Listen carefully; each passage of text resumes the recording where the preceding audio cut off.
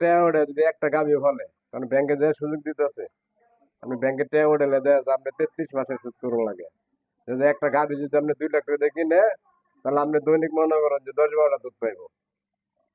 10-12টা দুধ পাইলে মনে হয় যে অনায়াসে ব্যাংকের কিস্তিটা মনে হয় যে মোটামুটি দেওয়া যায়।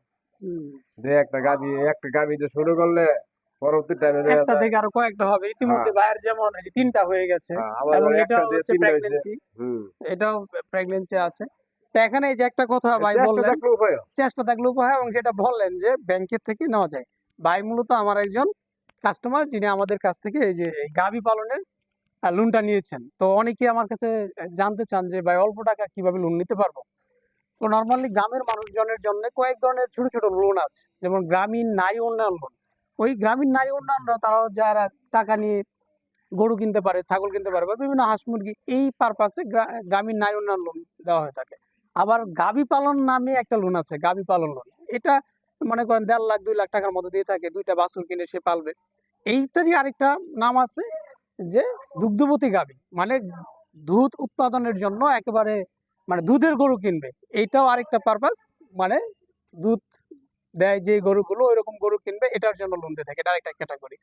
তো এরকম ছোট ছোট কিছু লোন আছে, যে লোনগুলো দিয়ে আসলে গ্রামের অসহায় মানুষদেরকে স্বাবলম্বী করা যায় সহজে। এবং যেটা ভাই আমি দেখতে পাচ্ছি, এবং আমি নিজে রিসার্চ করে দেখেছি যে এটা চমৎকার। প্রতি মাসে যদি 20-30 হাজার টাকা থাকে, একজন মানুষ চাকরি করে 20-30 হাজার টাকায় পায়।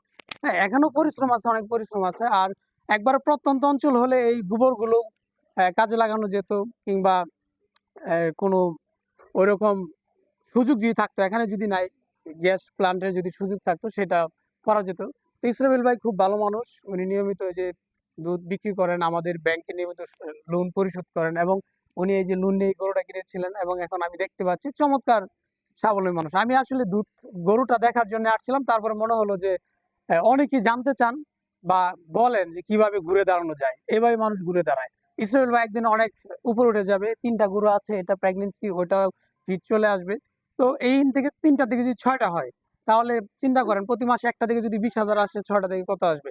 এবং আরেকজন কাস্টমার আমার আছেন, ওনার নাম সুজন, উনি একটা ফার্ম দিয়ে ফেলছেন, ওনার এখন 8টা গরু আছে, এবং ওই 8টা গরু দুধ বিক্রি করে তিনি এখন 4তলা বাসায় একটা ফাউন্ডেশন শুরু করেছেন। তো ওটা একদিন দেখতে যাবো, ওটা আমার জন্য বেশি কিউরিওসিটি, যে শুধু এই দুধ বিক্রির টাকা দিয়ে তিনি 4তলা বাসার ফাউন্ডেশন শুরু করেছেন। তো সেটা আরো বড় অনুপ্রেরণার হবে। তো যারা বলেন অনুপ্রেরণা খুঁজে পান, আসলে সবকিছু হচ্ছে ইচ্ছা এবং পরিশ্রম। বাইরের পরিশ্রম হচ্ছে গরু পালা, অনেক পরিশ্রম, ঘাস লাগে নিয়মিত, তাই না? হ্যাঁ, নিয়মিত প্রতিদিন ঘাস কাটতে হয়, খড় লাগে, পানি, এক্সট্রা অন্য রকম। আপনি এক্সট্রা খাবার দেন কোনো এই দুটাকে? আমি এক্সট্রা মাঝে ভুসি দেই, আপনার এই যে খাদ্য দেই, এটাই। হুম। আর দুধ তো হাতেই বানান দুধ আমি নাকি নিজেই মেশিন বানাই। দিয়ে বানান? না, দুধ আমি নিজেই বানাই। তাহলে দৈনিক 20 লিটার দুধ ভাই হাতে বানান, মানে বিশাল ব্যাপার। আমি যখন গ্রামে ছিলাম, ফার্স্টে কষ্ট হয়েছিল আমি দুধ দেখেছি বানাইতে, যে যে 1-2 আপনি কেজি দুধ মনে বানাইলে করেন যে হাত ব্যথা হয়ে যায়। আপনি যদি ফার্স্টে অনেক কষ্ট হয়েছে যে আল্লাহ গরু পালতামই না, পরে আস্তে আস্তে আস্তে আস্তে মনে করেন যে ইয়ে হয়ে গেছে। এখন তো ভালো লাগে, যে যত হ্যাঁ দুধ দিবে ততই ভালো। হ্যাঁ, এখন ভালোই লাগে, অভ্যাস হয়ে গেছে। দেখ, আপনার মানে ভবিষ্যৎ প্ল্যান কি? যদি আরো জায়গা জায়গা থাকতো, যেটা শুনেছি, তাহলে তো আপনি একটা ফার্ম দিয়ে ফেলতেন। এখন এই এখানে আল্লাহর তো আর মধ্যে সুযোগ যেহেতু নাই। আমার অল্প জায়গা, আমার যে বেশি জায়গা থাকতো, দেখা যায় আপনার এটা গাভী আছে, গাভীর ফার্ম থাকতো, তারপর আমার বৈশের ফার্ম করার চিন্তা ভাবনা ছিল।